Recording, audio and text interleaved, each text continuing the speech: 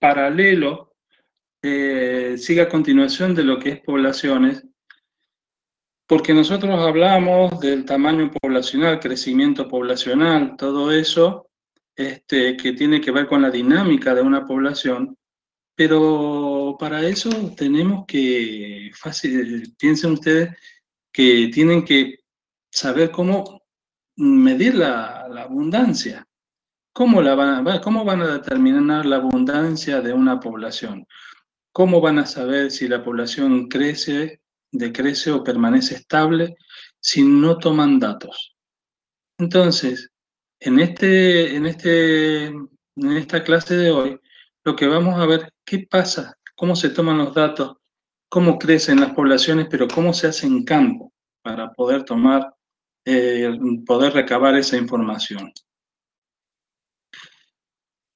Fíjense ustedes que esto no es una cuestión aislada. Normalmente cuando uno hace esto, lo tiene que hacer dentro del marco de un proyecto con objetivos claros y con hipótesis bien planteadas. Cuando uno tiene objetivos claros, sabe qué hacer. Cuando no lo tiene claro, no sabe para dónde ir. Dentro de los objetivos que uno se puede plantear, puede implicar dos tipos de trabajo completamente distintos. Una cosa es estimar la productividad o determinar la biomasa de un pastizal a un productor, y otra cosa es tratar de lograr encontrar una variedad que sea resistente a un pesticida o a la sequía, por ejemplo. Implican dos tipos de trabajo completamente distintos.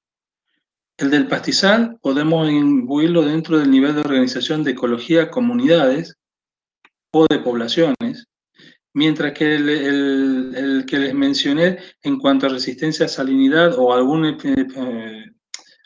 herbicida, eso tiene que ver más con una autoecología o ecología a nivel de organismo. Entonces, como ven, son dos cosas distintas. Y eso es lo que lleva a que nosotros tengamos estudios tanto de tipo observacional en campo o experimental o un invernadero. Ambos tienen sus pros, sus contras, pero uno tiene que saber en función de los objetivos que persigue cuál de los dos caminos va a seguir. Cuando nosotros hacemos un estudio experimental, lo bueno que tiene es que nosotros le damos las condiciones ideales para el crecimiento de la planta y tratamos que la mayor parte de las variables externas, es decir, las condiciones, que sean controladas, luz, temperatura, humedad, y que los recursos sean adecuados o sean de acuerdo al tratamiento que le queremos dar, es decir, variaciones en nutrientes, en sales, etcétera, etcétera. Entonces, es muy bueno el diseño experimental para hacer demostraciones de tipo causa-efecto. Es decir, si yo le agrego más de este nutriente, parto de la hipótesis de que esta planta va a crecer más. Entonces preparo distintos tratamientos, un tratamiento con poco de ese nutriente, otro con un término medio, otro con un término alto. Mi hipótesis es que cuanto más tenga de ese nutriente, más grande va a ser la planta. Entonces, eso me permite establecer si realmente, por efecto del aumento de ese nutriente, la planta crece más. Por eso hay una relación causa-efecto que se puede determinar.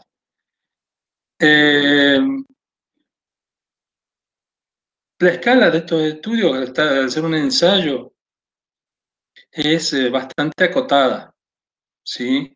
No podemos extrapolar mucho, ¿sí? Permite trabajar y sacar conclusiones dentro de la escala que trabajamos, que es una escala dentro de un laboratorio. No podemos extrapolar hacia el campo. Sería un error bastante grave. Y el otro problema es que cuando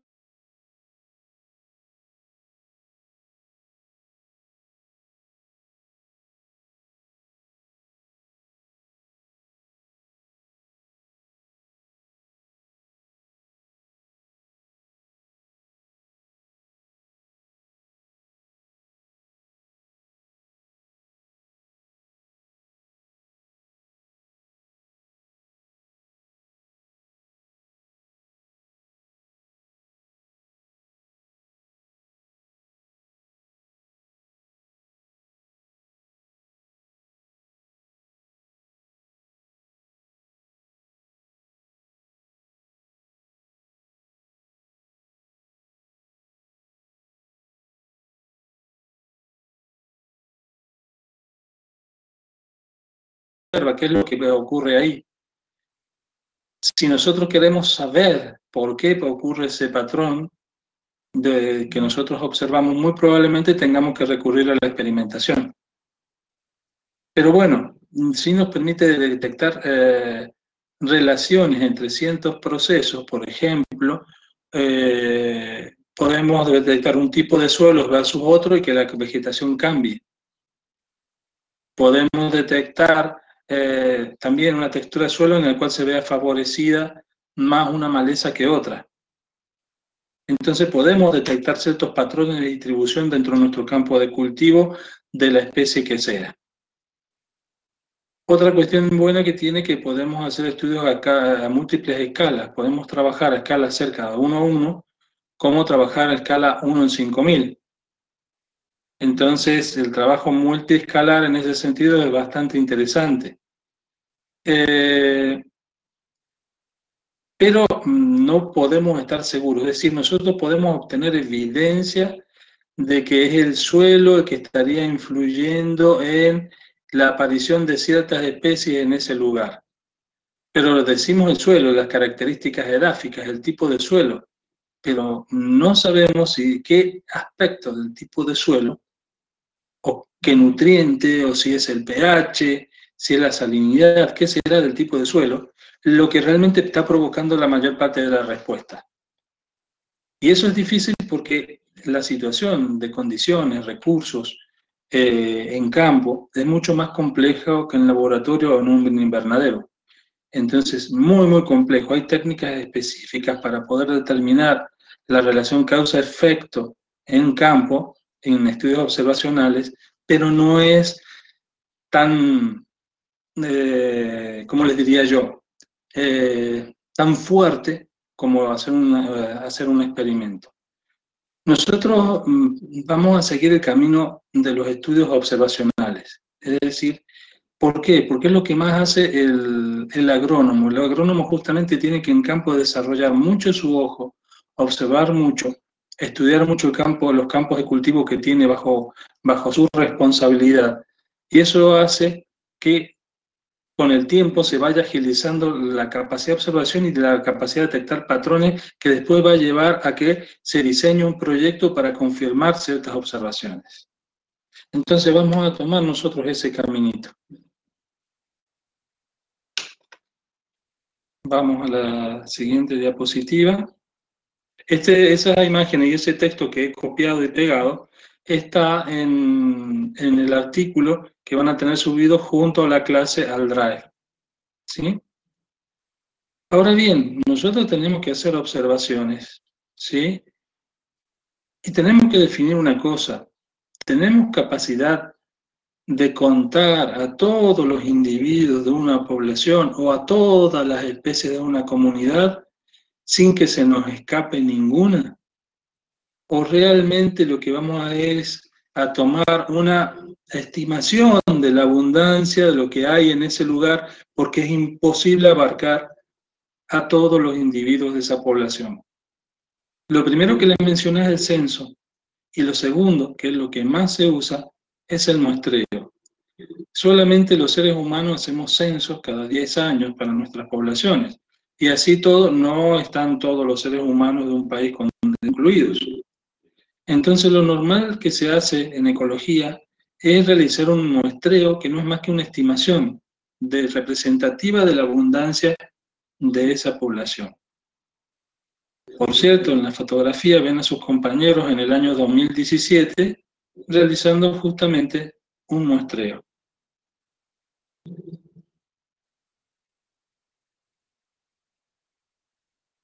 Entonces, para hacer bien un muestreo, como les dije, tenemos que tener muy, pero muy en claro los objetivos del trabajo. ¿Por qué? Porque en función de los objetivos, yo puedo determinar lo que es la extensión. ¿Se acuerdan de escala? Cuando hablábamos del tema de escala, extensión y grano. Nosotros ahí podemos determinar, en función del objetivo, cuál va a ser el área de estudio, la extensión. ¿Va a ser solamente una parcela o va a ser un conjunto de parcelas que suman 50 hectáreas o va a ser todas las parcelas de cierto tipo de toda una región. Todo tiene que ver con el objetivo y eso va a determinar el área de estudio, que viene asociado a la escala del trabajo. Tenemos que saber también, una vez que sabemos el área y todo eso, tenemos que saber qué es lo que se va a medir en campo. ¿Se va a medir abundancia? ¿De qué? ¿De qué especie? ¿Cómo la vamos a contar? ¿Qué especie se propaga vegetativamente? ¿Cómo lo vamos a contar los individuos? Todo eso lo tenemos que tener muy claro. Otro aspecto, además de tomar los datos bien, correctamente, es definir qué tipo de muestreo vamos a hacer, qué métodos vamos a emplear.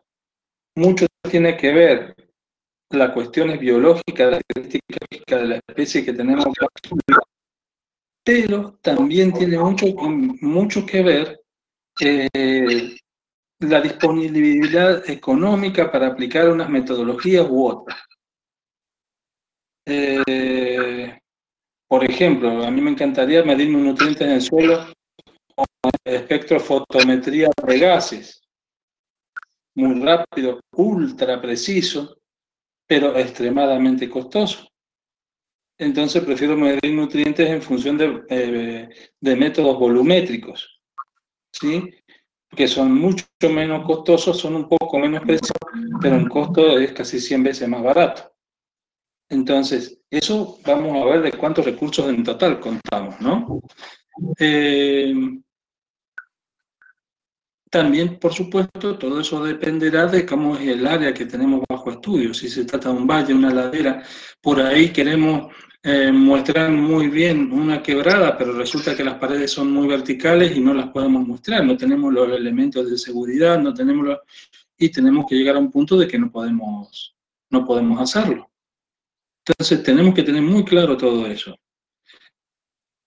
Hay que definir también la unidad muestral que vamos a usar. ¿Se acuerdan de estadística? ¿Qué unidad muestral vamos a usar y en qué número? ¿Cuántas hacen falta? Hay método estadístico y método de campo para poder determinar eso. Y lo otro que tenemos que tener en estadística es que las unidades muestrales tienen que haber una buena cantidad para que permitan hacer tratamientos estadísticos. Ustedes, si no recuerda, casi toda la estadística que aplicamos nosotros es una estadística paramétrica que utiliza o depende de la distribución normal. Entonces, como es eso así, evidentemente tenemos que tener una cierta cantidad de datos para que la desviación o la varianza no sea tan grande, cosa de aplicar esa metodología.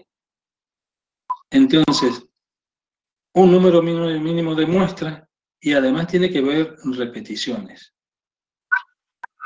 Ideal, muchas repeticiones, más de 30, para que nosotros podamos hacer una estadística con mayor seguridad. Entonces, todo eso, lo que nosotros nos planteamos, y muchas cosas más, lo que nos planteamos nosotros a la hora de hacer un muestreo. El muestreo tiene que estar asociado a un proyecto previamente formulado y a unos objetivos claros, donde también se manifiesten las hipótesis, tanto la alternativa como la nula, para saber qué vamos a hacer. Eso de muestrear sin tener claro el para qué, cómo, no va a llegar a buen puerto. Hay que tener mucho cuidado.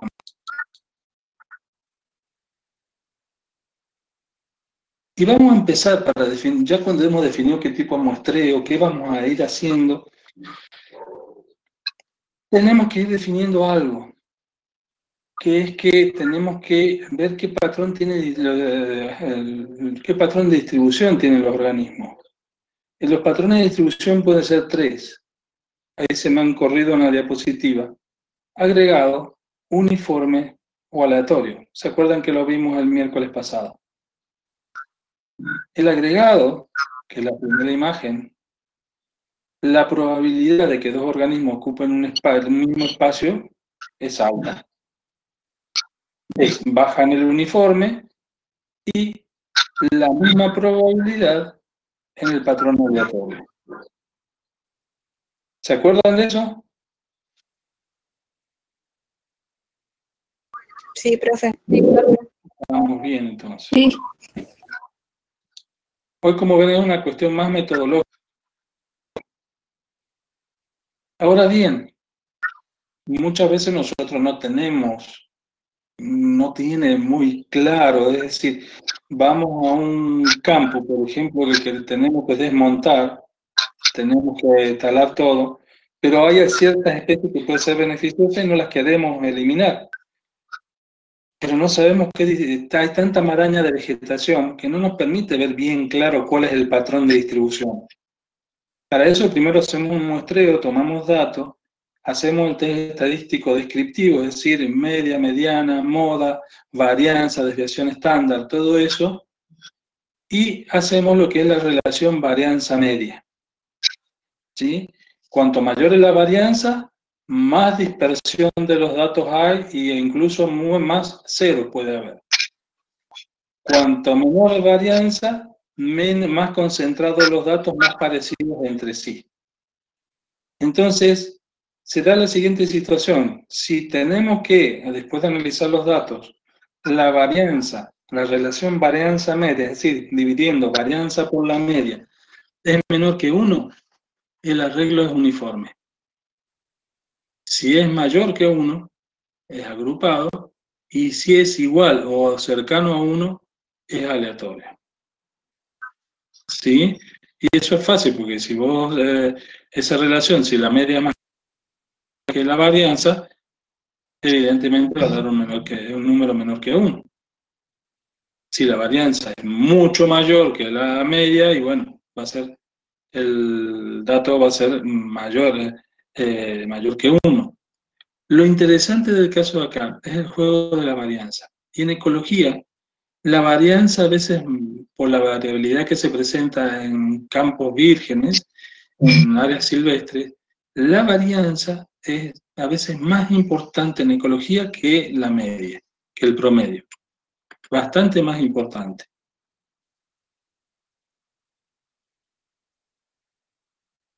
¿Por qué les decía que es muy importante tener este concepto del patrón de distribución, si es uniforme, aleatorio o agregado?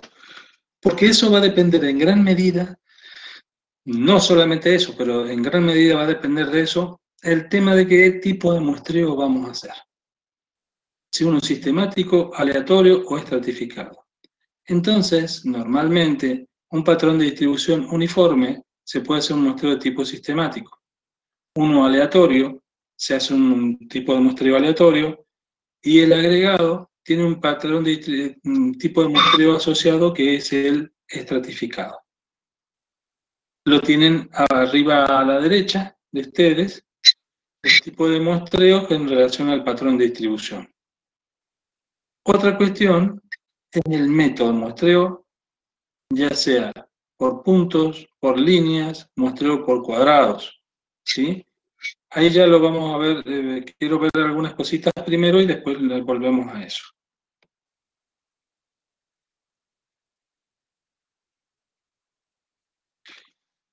Quiero que veamos qué es la abundancia, porque yo les dije que si nosotros vamos a muestrear, vamos a tratar de determinar cantidades.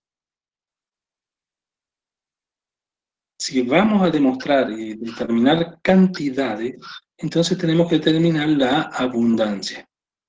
Y hay distintas medidas de abundancia, que muchas de ustedes, son 4 medidas de abundancia que ustedes la conocen ya. Una es la densidad, que es el número de individuos por unidad de superficie. La biomasa, que es el peso o la masa por unidad de superficie, peso-masa de individuos, por supuesto. La frecuencia, que es la proporción de veces que ciertos individuos de una especie aparecen dentro de un total de unidades muestrales que hemos tomado. ¿Sí? Supónganse que de 100 unidades muestrales hemos encontrado en 10 de ellas la especie que nos interesa, entonces la frecuencia será del 10%. Si es en 1, será 1%, y así sucesivamente. Otro método que es importante es la cobertura. Y la cobertura es otra medida de abundancia, que la cobertura se define como la proporción de la superficie que se está muestrando cubierta por la proyección vertical de la vegetación. Es como si yo tomara una foto de arriba, ¿sí? Es una foto de arriba en la cual yo tomo la foto y hago que esa foto, supónganse, se toma especie por especie, ¿sí? Entonces, para algunas especies, por ejemplo, Ceratonia silicua, el algarrobo español, tomo de arriba y veo su proyección hacia el suelo, qué porcentaje ocupa esa planta. Puedo hacerlo para Taraxacum officinale, para algún tricloris, para lo que ustedes, la vegetación que ustedes quieran. Y de eso, por supuesto, va a variar la metodología. Ahora bien, yo le he dicho que especie por especie. ¿Qué pasa si las especies no están solas? ¿Qué pasa si hay más de una especie y si hay 50 especies en el mismo lugar? La metodología insiste en que es especie por especie. Por lo tanto, si hay otras plantitas que te tapan a la que vos estás estudiando, las tendrás que hacer un lado para verla y saber qué superficie ocupa esa plantita que tenés bajo estudio. Y a todas las demás que estén en el mismo lugar, aunque de otras especies, tendrás que apartarlas y ver cuántas de las plantitas que vos tenés bajo estudio aparecen en un determinado lugar, ¿sí? Entonces es un método relativamente rápido, extremadamente usado en la botánica, muy usado, a pesar de su antigüedad, pero bastante práctico, ya lo vamos a ver. Y el último método muy poco usado, la otra medida de abundancia, es la cobertura por Poincare. La cobertura no es cuantitativa como la densidad de la biomasa. La cobertura es semi-cuantitativa, porque normalmente cuando yo miro una planta vista desde arriba, ¿qué superficie ocupa? ¿Qué va a suceder? Supónganse que Camila y Rocío ven el mismo lugar y una dice que Taraxacum officinale ocupa el 50% y la otra chica dice, no, para mí es el 42%. ¿Quién tiene la razón? ¿Una u otra? Normalmente lo que se hace es trabajar por intervalos para delimitar, para no tener problemas con eso. Es decir, intervalo, bueno, vamos a hacer una categoría de 0 a 5%, de 5 a 15%, de 15 a 25%, de 25 a 50%. Por lo tanto, si una dice que el intervalo que lo que ocupa esa planta es del 32% y la otra del 44%, estamos en la misma categoría. Por eso es semi-cuantitativo, no es preciso. Primero porque depende de un excelente entrenamiento de quien opera eso, quien realiza la medición. Y segundo, estamos trabajando en intervalos, no con valores numéricos precisos. Pero es muy rápido, y sumamente útil. Tiene una metodología muy aceptada a nivel mundial.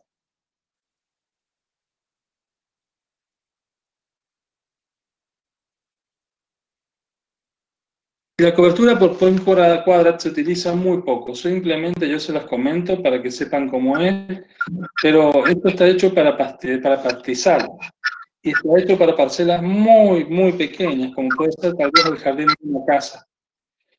Se trata de una regla, ¿ven? Esa regla tiene 2 o más agujas. Las reglas tienen 10 agujeritos. Entonces, en cada uno de los 10 agujeritos, yo voy bajando las agujas y cuento a la plantita, anoto la plantita que toca esa aguja. Una vez que ya he bajado las agujas por los 10 agujeritos, cambio de posición la regla. La avanzo, de cambio y vuelvo a hacer lo mismo. Una vez que termine esa, avanzo a otro lugar. De esa forma, este método es más semi-cuantitativo. Es decir, no es tan cualitativo como el de la cobertura. En este caso sí tenés valores, datos, números que podés agregar e introducirlo en distintos tipos de ecuaciones o para distintos tipos de modelos. Es un método muy tedioso, muy, muy tedioso, se tarda mucho tiempo, uno termina con la espalda partida porque esa regla es chiquita,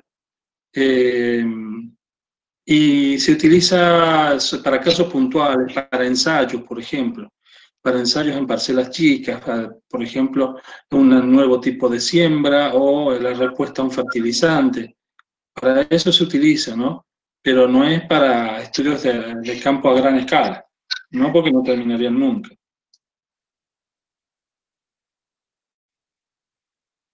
Ahora bien, les nombré los tipos de muestreo y cómo esos tipos de muestreo se aplican. Les dije el aleatorio, el sistemático y el uniforme. ¿Y cómo se hacen cada uno de ellos? Hay todo, como todos los modelos y todos los tipos de muestreo, hay ciertos supuestos que se cumplen y tenemos que aceptar que se cumplen. Uno, el primero, que los individuos tienen la misma probabilidad de ser elegidos. Lógicamente, el hecho de ser aleatorio significa que todos tenemos la misma probabilidad. Otra cosa interesante es que la presencia de un individuo no afecta a la ubicación de otro individuo. Esto se interpreta como que no hay interacciones de competencia o de predación, por ejemplo, que pueda hacer que se distancien los individuos entre sí. Las unidades muestrales se seleccionan al azar y que, por supuesto, el área de estudios es homogénea en sus características. Por ejemplo, un mismo tipo de suelo, una misma disponibilidad de agua, parejito para todo, ¿no? Es interesante porque, claro, esto no lo podés encontrar, este método aplicarlo a grandes regiones no se puede porque esperar de que sean homogéneas esas regiones es muy difícil o prácticamente imposible. Por eso se utilizan parcelas pequeñas. Por ejemplo, una parcela de cultivo de 1 hectárea, un cuadro es un lugar ideal porque el cuadro ha sido tratado relativamente igual. Cuando se trata de ensayos más grandes, ¿cuál es el problema que tienen? Supónganse que ustedes están en un campo y en una media hectárea ustedes hacen muestreo aleatorio. Les aseguro que van a perder más tiempo tratando de buscar la localización exacta del punto que en el muestreo en sí mismo. ¿Qué pasa? En un campo de parcela de media hectárea, el GPS no te sirve por la resolución que tiene.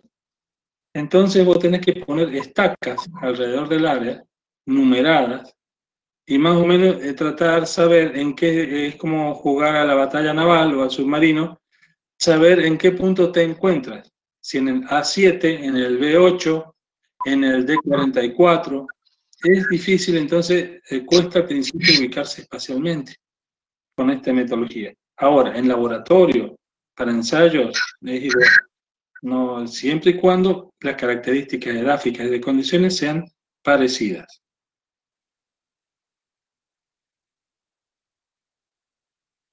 El otro método de muestreo es el sistemático. ¿Qué sucede? También se tiene que aplicar en un área homogénea, muy parecida entre sí. Supónganse que nosotros tenemos un bosque de álamos. ¿Se acuerdan cómo se pueden reproducir los álamos?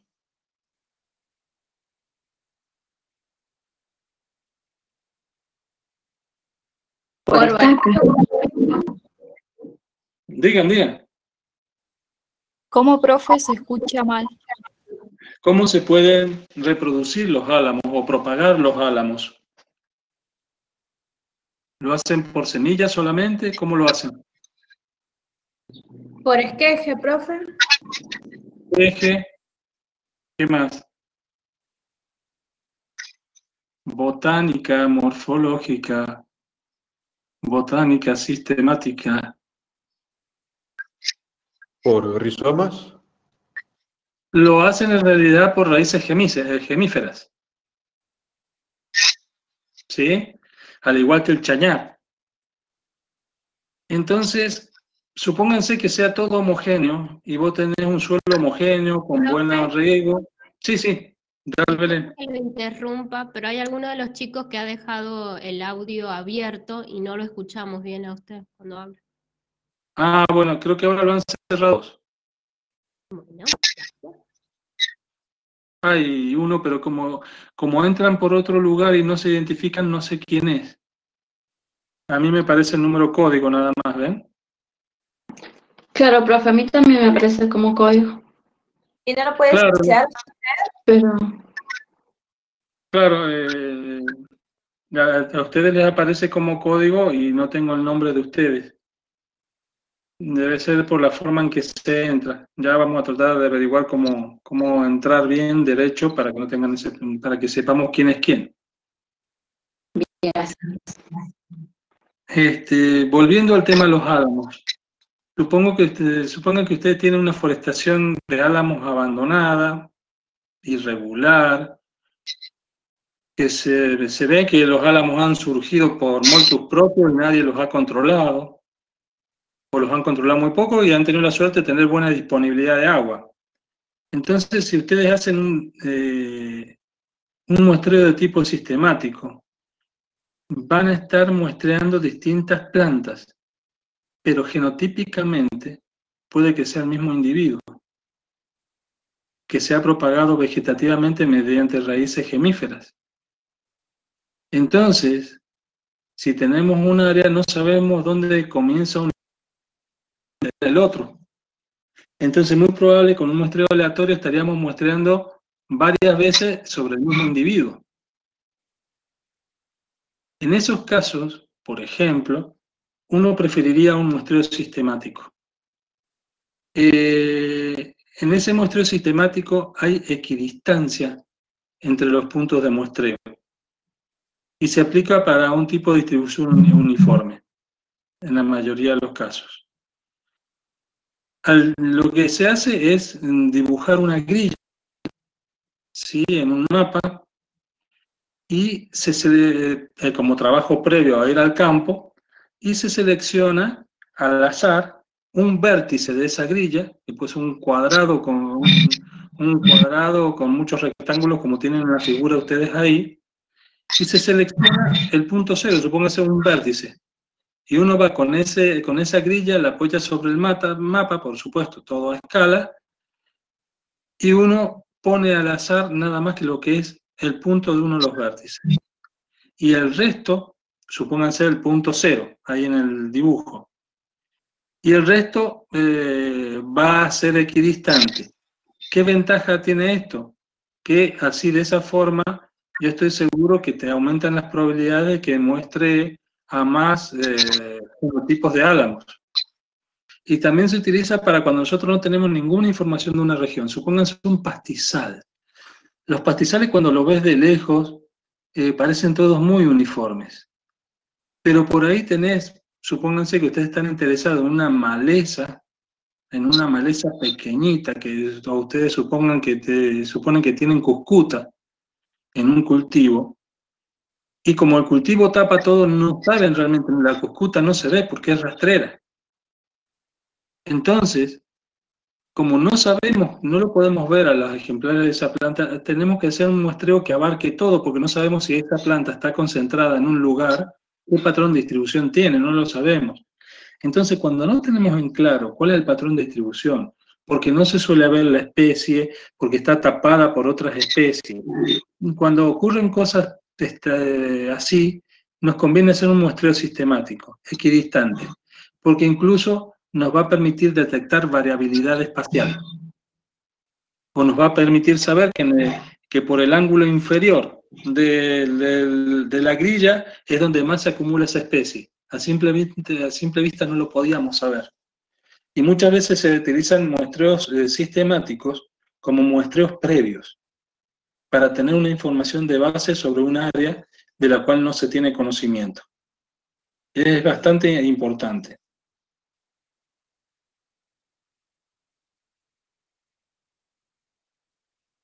El otro tipo de muestreo es el muestreo estratificado. De paso van viendo las fotos de compañeros del año pasado, esto es de fotos del año 2017, la anterior del año 2018,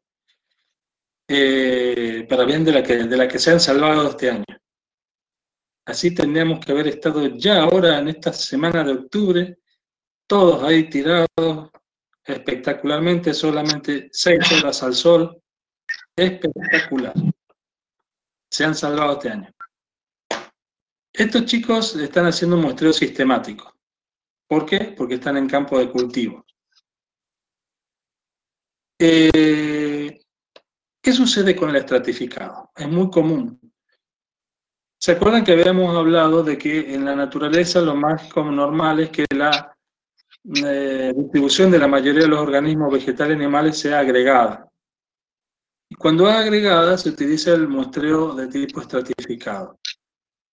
Ahí en la figura ustedes tienen, entre toda esa cuadrícula, una línea. Disculpe, irregular. no sé si es problema mío o qué, no veo la diapositiva. ¿No ves la diapositiva? ¿Está muy clara?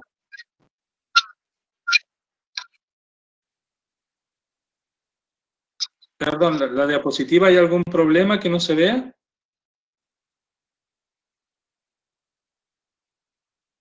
Ya me aparece, no sé a los demás. A mí sí me aparece. A mí también. A mí sí me Sí, sí parece. se ve. Ah, entonces soy yo. Bueno, Es raro. ¿Cuál es el problema, Fer? ¿Cuál es tu problema con la diapositiva?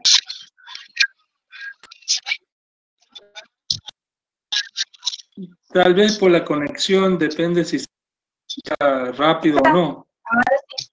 ahora sí. Claro, tarda en cargarse por la velocidad de la conexión. Ese es el problema que me ha ocurrido a mí muchas veces. De hecho, las reuniones de departamento, consejo directivo en la Facu se utilizan con este BBB. Y hay veces que hay presentaciones que yo me paso toda la reunión sin poder verla porque es lenta la conectividad. Bueno, volviendo a lo nuestro, ahora sí ven toda la cuadrícula. En la cuadrícula hay una línea irregular que atraviesa por el medio que separan dos sectores, A y B. A, vamos a hablar del estrato A y B del estrato B. Que ambos, supónganse, sean distintos tipos de suelo. El estrato A es un tipo de suelo, el estrato B es un tipo de suelo. Y tienen distribuida la vegetación. ¿Qué pasa si yo no tengo en cuenta que son dos estratos y considerara que toda la área fuera totalmente homogénea? Y yo hiciera un muestreo, por ejemplo, aleatorio. Por azar, simplemente por azar, me pueden caer pueden ser seleccionadas todas las unidades muestrales que están del lado del estrato B, que es más pequeño. Y el estrato A me queda sin ser muestreado. Simplemente por azar. O que todas las unidades muestrales seleccionadas sean del estrato A y que no haya ni una sola del estrato B o haya muy poquita del estrato B. Y por lo tanto no va a estar describiéndose muestreo la realidad. Entonces, este método, ¿qué hace? Primero, dividir bien los estratos. Segundo, tratar de determinar qué superficie aproximada ocupa uno y otro, para saber cuál es el más grande y cuál es el más pequeño. Puede ser 2 estratos, 3 estratos, 10 estratos, la cantidad que sea. Pero uno trata de saber, en función de eso, teniendo en cuenta que toda la cuadrícula es el 100%, vamos a decir, bueno, el estrato A ocupa el 60% y el estrato B el 40%. Entonces, si nosotros, supónganse, tenemos que ser 100 muestras, tenemos que tomar 100 muestras, vamos a tratar de que se respete el tamaño de un estrato y de otro. Entonces, 60 muestras las vamos a tomar en A y las otras 40 las vamos a tomar en B, para que se respete la importancia que tiene cada estrato. Ahora bien, el estrato A y el estrato B internamente son homogéneos. El estrato A por su lado y el B por el otro. Entonces, dentro del estrato A y solamente del estrato A, ahora sí podemos hacer un muestreo aleatorio, porque es homogéneo. Y ahí vamos a tomar 60 muestras. Y por su lado, hacemos otro muestreo aleatorio en el estrato B, donde vamos a tomar 40 muestras. De esa forma queda ponderada la importancia o el tamaño que tiene cada estrato. Porque les repito, si fuera por muestreo aleatorio, posiblemente nos hubieran salido todas las muestras en uno solo de los estratos y no hubiéramos estado acordes con lo que es la realidad. ¿Sí? ¿Me entendieron esto?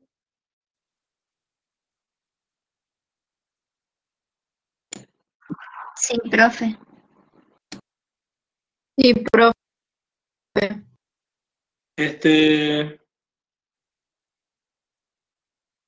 Como ven, esto hay que tener muchísimo cuidado, porque si no a veces como podemos cometer errores. Por ejemplo, en la fotografía, esta y las anteriores, los chicos están en un campo de cultivo.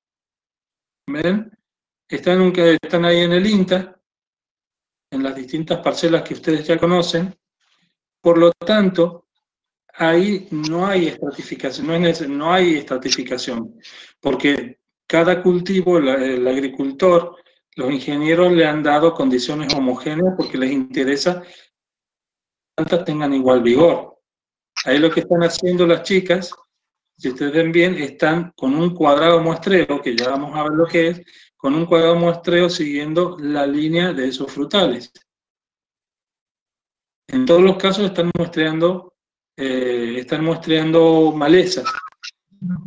Como ven, las chicas no están muestreando la maleza en aquellos lugares que claramente no hay. Como ven, la maleza está claramente siguiendo los surcos donde van los caños para el riego por goteo.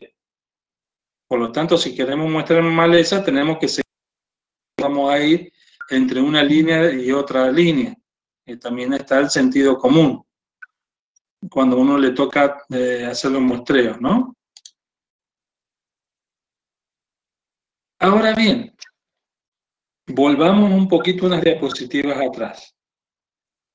Estos son los tres tipos de muestreo. Y una cosa son los tipos de muestreo y otros son los métodos de muestreo. Volvamos al principio, acá. Ven acá que acá figura los tipos de muestreo, perdón, los métodos de muestreo que estoy señalando, y arriba están los tipos de muestreo. Y son cosas distintas. El tipo de muestreo va a ser estratificado, sistemático o aleatorio. El método de muestreo lo voy a hacer en campo. ¿Sí? Tiene más que usar. Y puede muestreo por línea, un muestreo por puntos o un muestreo por cuadrados. ¿Sí? ¿Cómo lo haría?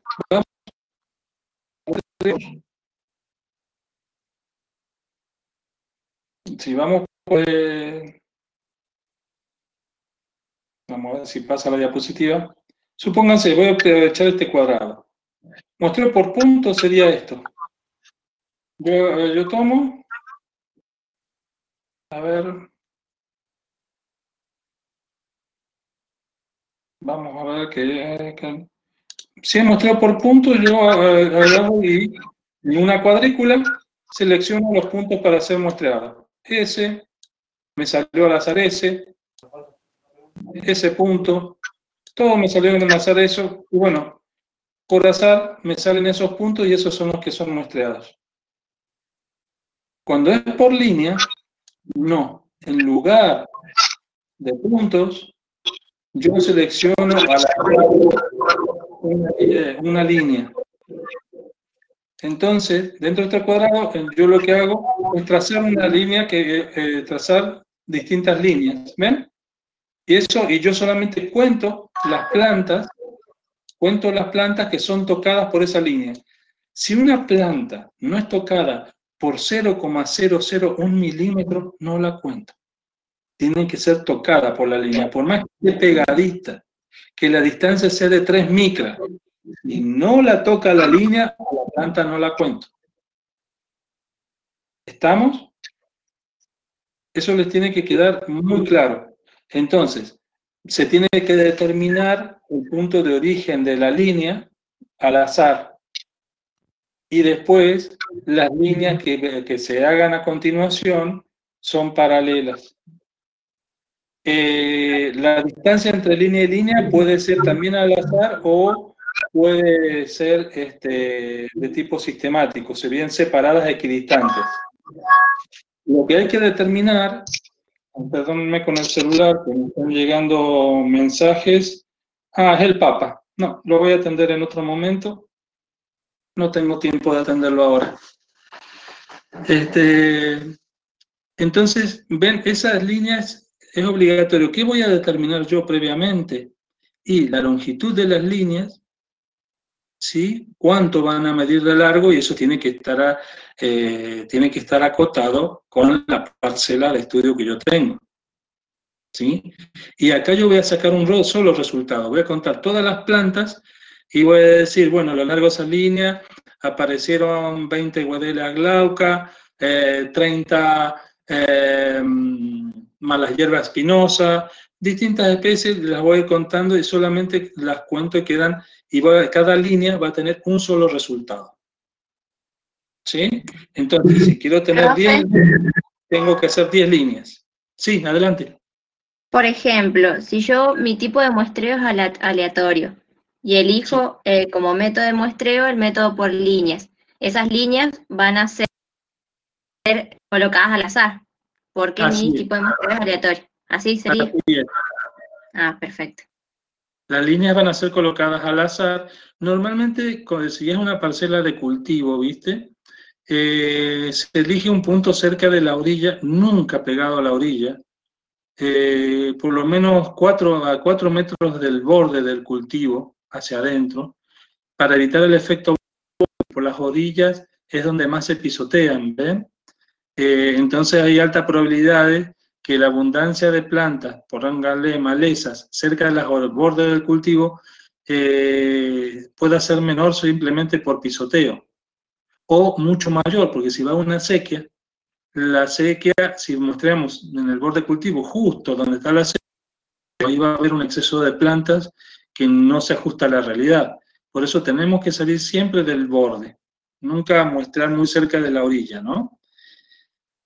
De hecho, fíjense las chicas ahí, ustedes se ubican ahí en el INTA, ahora es un viñedo bastante grande, porque esto creo que son fotos del 2017, no me acuerdo las chicas estas en qué año cursaron, las que salen en la foto. Está, sí, estaba María José Rives ahí, es en el año 2018.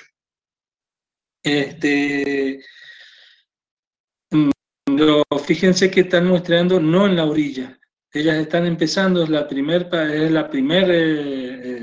cuadrado de muestreo, pero no están en la orilla, y van siguiendo un transecto, es sistemático, y es la línea, siguiendo la línea del cultivo.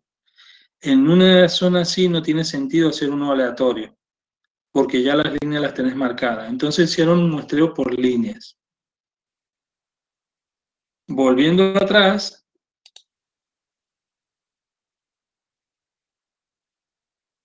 volviendo acá, hay dentro de los muestreos por líneas, eso que estaban haciendo las chicas en la foto son los transectos lineales. ¿Sí? Lo que están haciendo las chicas son transectos lineales. Pero supónganse que ustedes están trabajando con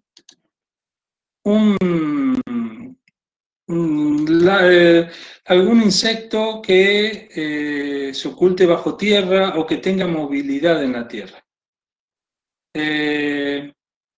Entonces a ustedes realmente un muestreo por línea, que tiene más movilidad con una línea es muy complicado. Que justo pongamos la línea y esa línea toque un insecto que justo iba pasando por ahí, es muy complicado. O que, por ejemplo, estemos buscando lombrices, que justo haya una lombriz debajo de la línea que hemos trazado, del transecto que hemos trazado, es complicado. Entonces, muchas veces, y sobre todo para organismos móviles, se utilizan lo que se denominan transectos en faja. ¿Cómo es esto? Los transectos en faja tienen una particularidad. No es solamente una línea. Es todo una faja que se va siguiendo, ¿no? Fíjense, en lugar de hacer una línea, hacemos una faja. ¿Por qué? Porque al ser móviles, supónganse, vamos a pillar a insectos que van caminando, supónganse, con una faja dentro de un ancho de 1 metro.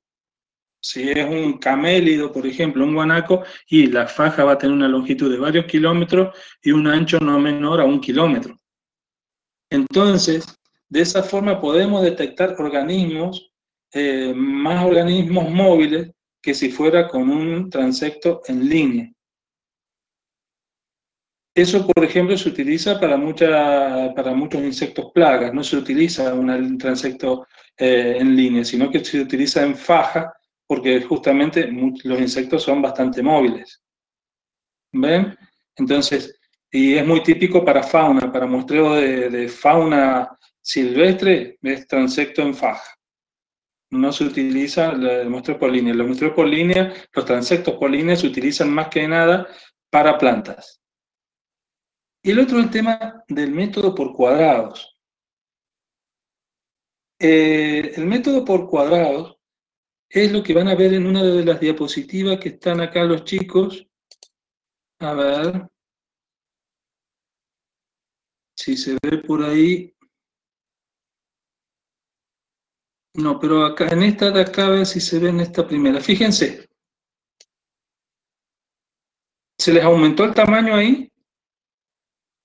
¿O es una ilusión óptica mía nada más? Sí, ahí se aumentó. Un poquito, ¿no es cierto? Fíjense lo que están haciendo las chicas. Ellas tienen ahí un cuadrado de muestreo. Lo que hacemos nosotros en la práctica, ¿lo ven en el suelo? Sí. ¿Cuál es el problema que tiene el transecto en faja o el transecto en línea? Obtenemos un solo resultado por transecto. Y no detectamos la variabilidad interna dentro de ese transecto. ¿Cuál puede ser la variabilidad interna? Y que en un extremo del transecto haya más plantas que en el otro extremo. O que haya más plantas al medio del transecto y no tanto en los extremos del transecto. Y a veces esos datos son muy importantes porque nos permite detectar lugares donde haya más abundancia de cierta maleza que necesitamos eliminar.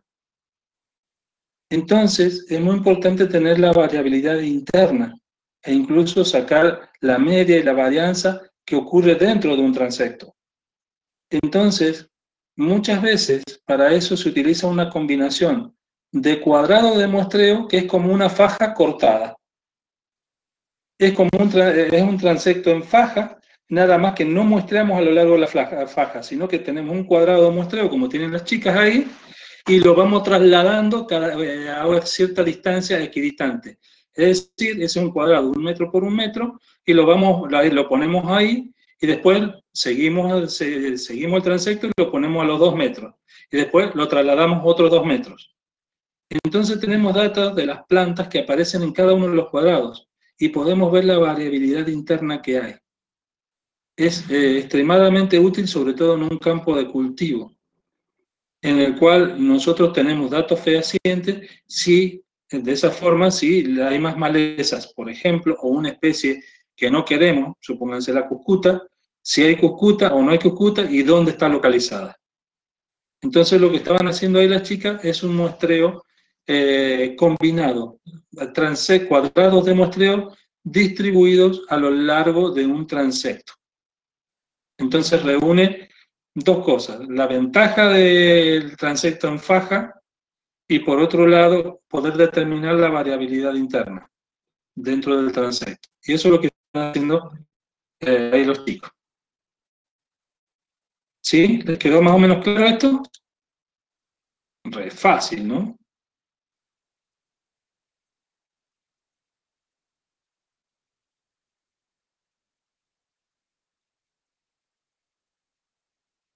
Ahora bien, tenemos que determinar el número de muestras. ¿Cómo hacemos para determinar el número de muestras? Porque claro, acá tenemos una cuestión. Yo mientras voy a ir dibujando, la cuestión es la siguiente. ¿Vale la pena tomar 10.000 muestras? ¿O con 20 muestras estoy bien? Esa es la cuestión. Entonces, hay dos métodos y uno es muy sencillo. Yo voy tomando a lo largo, ya sea por transectos o por cuadrados, voy tomando muestras. Tomo 1, 2, 3, 10, 20. Si estoy haciendo estudios de distintas especies, con dos muestras, una muestra voy a tener X cantidad de especies. A la segunda muestra voy a tener tal vez las especies anteriores más alguna que se me agregue. Con 3 muestras, con 4 muestras, me van a ir apareciendo nuevas especies nuevas que no habían aparecido antes. Pero va a llegar un punto en que voy a seguir aumentando el número de muestras y no me van a aparecer más especies nuevas, porque en el ambiente no hay más. Entonces, supónganse que ese punto en el cual ya no me aparecen más muestras, sea, supónganse, este de acá. En ese lugar ya no me aparecen, a partir de ahí, de ese punto que le hemos marcado en el rectángulo, fíjense, son aproximadamente de la sexta muestra. A partir de la sexta muestra no me aparecen, se aplana la curva. No siguen apareciendo especies nuevas. Con lo cual, ¿para qué voy a tomar 12 muestras si no me van a aparecer más especies? Es trabajar por demás, perder tiempo, perder dinero, un esfuerzo que no me va a cambiar los resultados. Entonces, nosotros determinamos el número de muestras ideal a partir del momento de esa curva en la cual disminuye, en el cual la curva se vuelve plana. En este caso son 6 muestras. ¿Sí?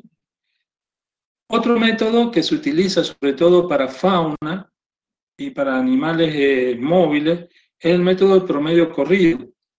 Es decir, tomo una muestra, me aparecen tantas especies. Sumo 1 más 2, es acumulativo. La 1 tomo la segunda muestra y la sumo a la primera. Tomo la tercera, tomo la primera, tomo la segunda, la sumo y saco el promedio. Tomo la tercera y saco el promedio de la primera, la segunda y la tercera. Tomo la cuarta muestra y tomo el promedio de la primera, la segunda, de la tercera y la cuarta. Voy tomando el promedio de cuántas especies van apareciendo.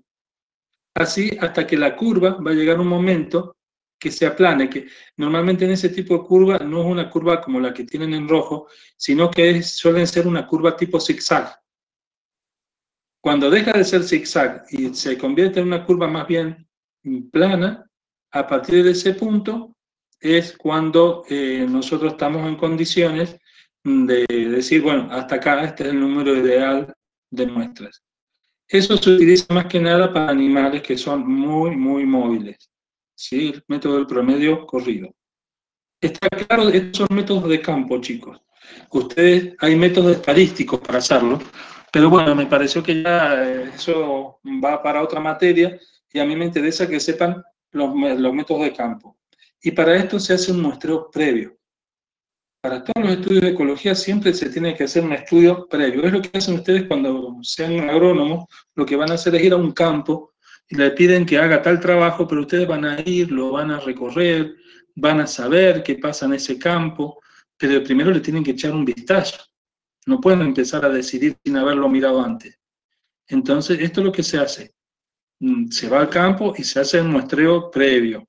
Un muestreo generalmente de tipo sistemático, para saber qué es lo que hay, qué patrón hay, pero tenemos que decidir el número de muestras y normalmente se decide de la forma que les he explicado. Otra cuestión que tenemos que definir es el número de cuadrados. Y se trabaja de la misma forma. ¿Cuántos cuadrados o cuántos transectos necesito? Y en el caso de los cuadrados, y voy aumentando el número de cuadrados.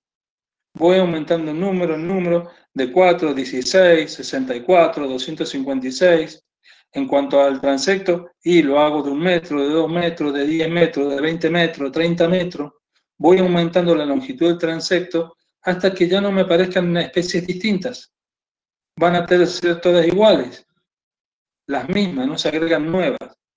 En el caso de que esté con una población, por ejemplo, de Taraxacum officinale, va a llegar un punto que por más grande que sea el transecto o mayor cantidad de cuadrados, el número, la cantidad de ejemplares de Taraxacum officinale no va a crecer, sino que se va a mantener más o menos estable por cuadrado.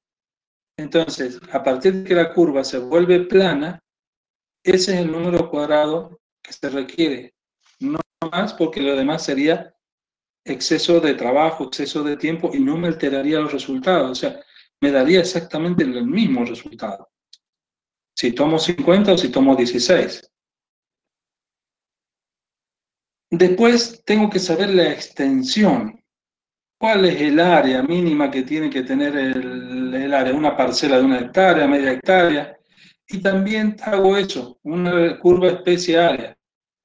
Voy aumentando el tamaño del área de estudio y voy viendo el número de especies que van apareciendo y se van acumulando. Es decir, si tomo 1 hectárea, aparece esta cantidad de especies. 2 hectáreas, se va sumando, se va sumando. Va a llegar un punto que por más que sigan aumentando hectáreas, no me van a aparecer especies nuevas. Y en el caso de la población, el tamaño, la abundancia de la población de una especie en particular se me va a empezar a estabilizar. Por lo tanto, más allá de cuando la curva se hace plana, el comienzo de que la curva se hace plana, ese es el número ideal del área de muestreo. Más no tiene sentido.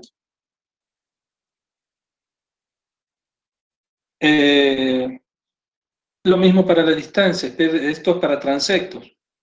¿Ven? Para transectos lineales. Yo hago lo mismo para un transecto de 40 metros, 80 metros, 120, 160, 200 metros, 240 metros, y por más que lo haga más largo, va a llegar un punto que la curva se vuelve plana, y es en ese punto que es el número ideal, la longitud ideal para un transecto. Hacerlo más largo no me va a dar mayor cantidad de especies, ni siquiera la abundancia de una especie en particular me va a cambiar mucho. Entonces, ese es el tamaño ideal, y como ven, la lógica es bastante sencilla y siempre son estos métodos de campo. Para terminar, queda una cuestión, es la siguiente. Vieron a las chicas en la fotografía que estaban usando cuadrado de muestreo. En realidad, el cuadrado se le llama cuadrado, pero podría ser un rectángulo también, un círculo, un triángulo, la figura geométrica que a ustedes se les ocurra. Pero normalmente la figura geométrica tiene pros y contras. Y un pro y contra es la relación del perímetro-superficie. La relación matemática entre el perímetro y la superficie. Cuanto mayor perímetro y mayor superficie, más ocurre el efecto de borde. Es decir, que más aumenta, cuanto más perímetro tenga la figura geométrica, mayor probabilidad de que contemos una especie, que en realidad está fuera. Mayor probabilidad de cometer un error. ¿Sí? Entonces eso plantea un problema.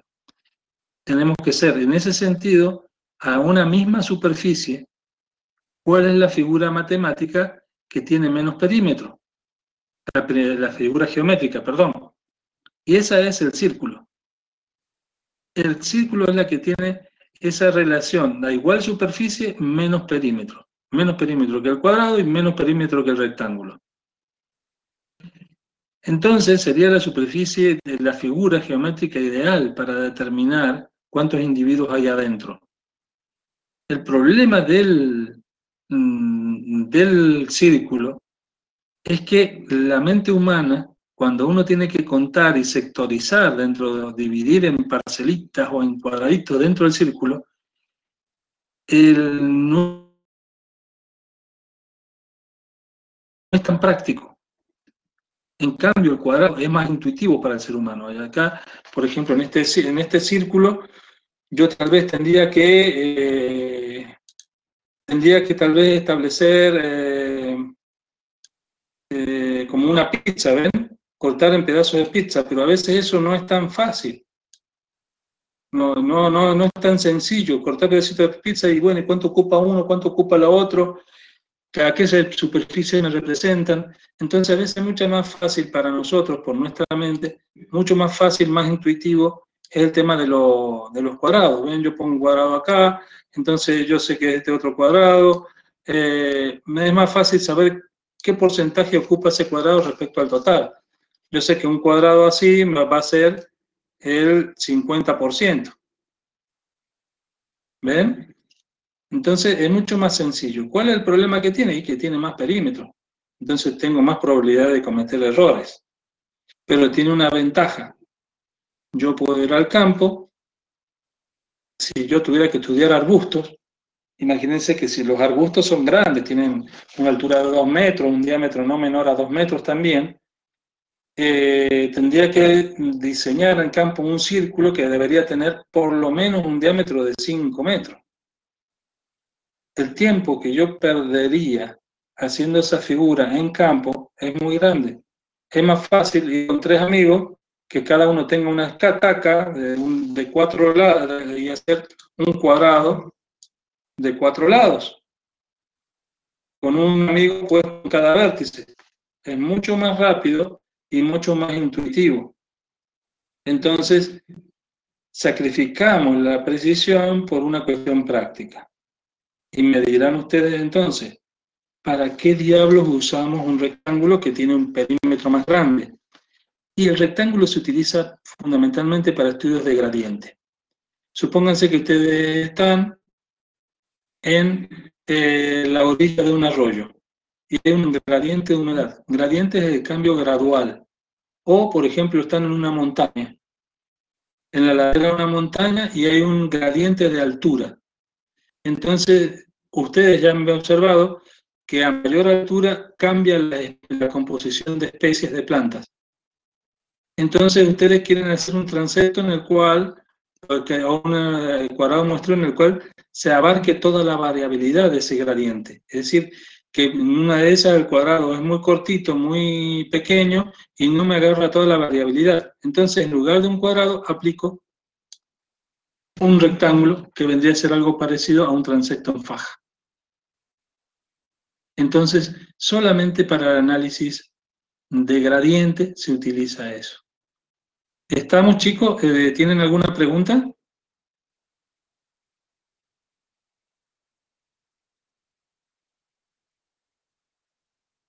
Ya, profe. Profe. Bueno, con eso terminamos con este temita que es breve y les voy a presentar, voy a buscar donde lo tengo, el práctico este que ya lo tienen subido,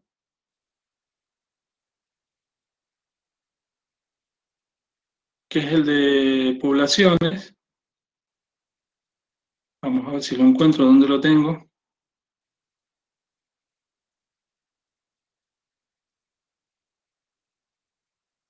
A ver, acá está. Lo subo.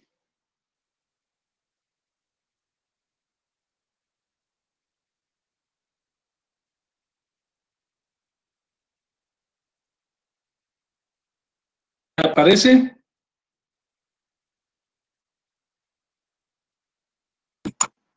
Sí, profe, ahí se ve. Sí, sí. Buenísimo. Acá en este práctico,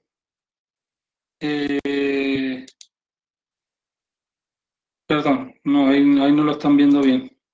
Ahora, en este práctico lo que ustedes tienen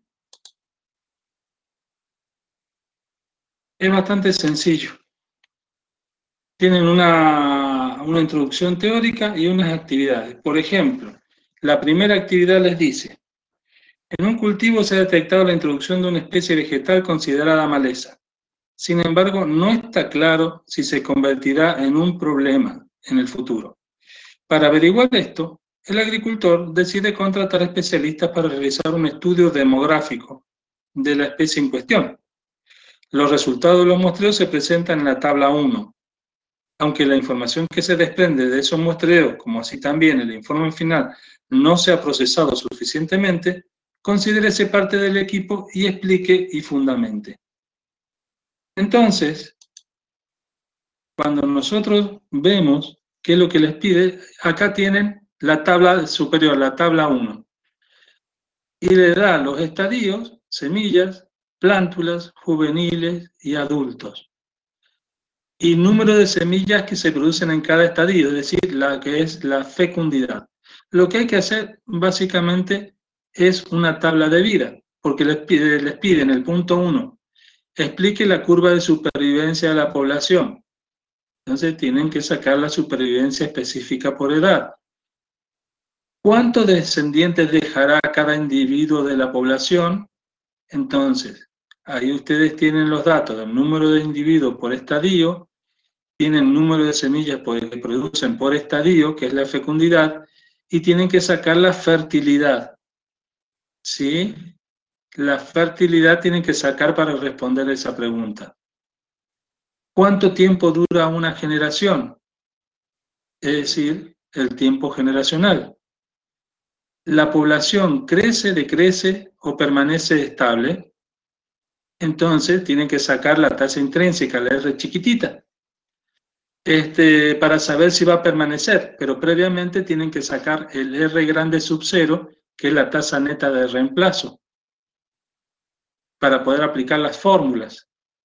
Y después, para saber si si es la población, el R es igual a 0, la población permanece estable. Si es menor que 0, decrece, y si es mayor que 0, crece. Y le pregunta al final, de acuerdo al resultado de saber si la población crece, decrece o permanece estable, qué conclusiones y qué medidas de manejo harían ustedes. Es decir, ¿van a aplicar plaguicidas a esa especie o la van a dejar como está porque no crece? ¿Qué es lo que van a hacer? Después, esto es parecido. En el punto 2, a través de censos realizados en años sucesivos, en un área de matorrales diezmada por un incendio, se observó que el tamaño de la población de una de las especies integrantes de la comunidad mostró el siguiente comportamiento. Y les da datos de densidad. Como esta especie es una especie rastrera, se habla de matas y no de individuos. ¿Sí? Y les pregunta, ¿qué modelo matemático seguiría el crecimiento de la población? Es decir, tienen que poner número de individuos respecto al tiempo y dibujar la curva, que prácticamente tienen todos los datos en la tabla. En función del dibujo, como ustedes ven, esa curva tiene que estar muy bien hecha, muy bien equidistante, no se puede hacer a pulso. Tienen que hacerlo en un papel cuadriculado o tener una cuadrícula para orientarse. ¿Por qué? Porque ustedes van a tener que determinar gráficamente cuál es el valor de la capacidad de carga. ¿Sí? Valor aproximado. Y el último ejercicio dice, con el objetivo de reintroducir la corzuela como recurso ganadero en Valle Fértil, se seleccionaron 3 áreas, liberando en cada una de ellas 20 ejemplares de dicha especie. La tasa intrínseca de crecimiento natural fue diferente para cada área, respectivamente. ¿Qué sucederá con las poblaciones al cabo de 6 generaciones en el hipotético caso de que puedan tener un crecimiento ilimitado? Es decir, cuando hablo de crecimiento ilimitado, ¿qué modelo de crecimiento hablo?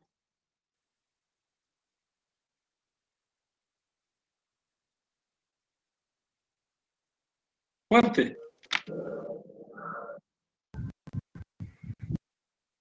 ¿Logístico o exponencial? ¿Cuál fue, profe, que no escuché? el crecimiento de una población es un crecimiento sin límites.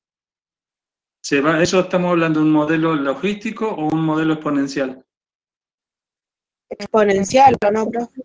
Sí, me parece que es Claro. Entonces ahí, en ese ejercicio último, ustedes aplican la fórmula del modelo exponencial y lo único que van cambiando es el R, la tasa de crecimiento. ¿Sí? Para ver qué va a pasar con la población de esa corzuela reintroducida, que en distintos ambientes tiene distintas tasas de crecimiento. Vamos a ver si se van a poder mantener, si se va a recuperar la corzuela en ese lugar o directamente va a fracasar porque la población va a decrecer.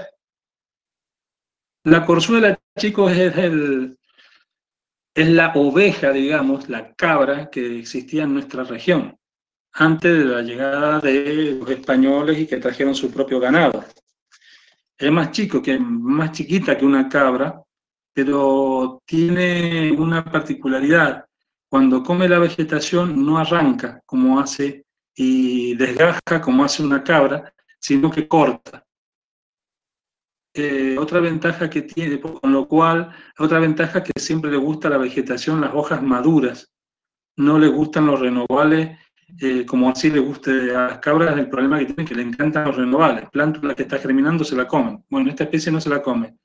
Y la otra ventaja que tiene almohadillas en las patas, por lo tanto erosiona muy poco el suelo. Esa porque son animales adaptados a nuestra región. ¿Entendieron más o menos que es bastante rápido? También lo hacen en grupo. No es muy complicado. Y bueno, si tienen dudas, me mandan WhatsApp y yo se lo voy tratando de resolver. Para eso estoy. ¿Alguien tiene alguna pregunta? ¿Cómo se entrega el trabajo, profe? ¿Cuándo es? Para el miércoles.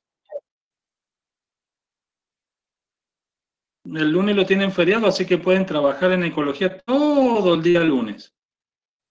Así que para el miércoles quiero que lo veamos y yo entre hoy y mañana ya les mando la devolución de el trabajo, el práctico, el primero.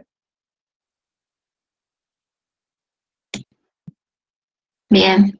Profe, el Sí. miércoles que viene, ¿qué vamos a hacer? ¿O sería una clase también de consulta para el parcial? Sí, el miércoles vemos una parte de introducción a las interacciones, ¿sí? Y vamos a repasar todo. Vamos a hacer una clase que un poquito sea más larga. ¿En qué sentido? Empezaremos a las 2:30 hasta las 4.